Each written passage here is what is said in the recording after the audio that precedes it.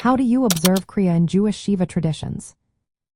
Imagine hearing the news of a loved one's passing and feeling that overwhelming urge to show your grief in a way everyone can see. That's where Kriah comes in. It is a powerful act that helps mourners express their sorrow outwardly. Kriah is the ritual of tearing a piece of clothing or cutting a black ribbon as a sign of mourning. It marks the start of the 7 days of Shiva, a time for intense mourning and reflection. When someone close to you passes away, the first step often involves performing Kriah. Family members like parents, children, siblings, and spouses are the main participants. They perform the ritual to publicly show their grief and begin their mourning journey.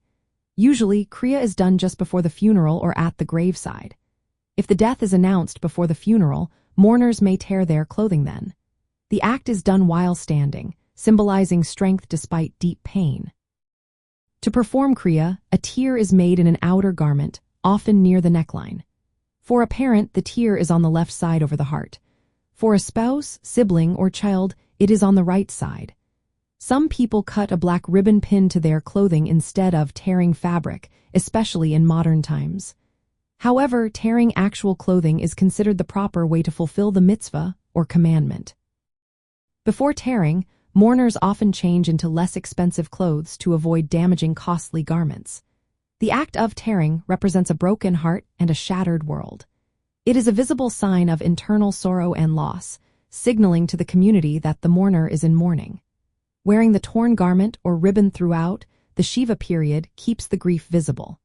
It reminds everyone of the ongoing mourning and encourages community support. Many mourners recite a blessing before performing Kriah. They say, "Blessed are you, Lord our God, King of the universe, the true judge."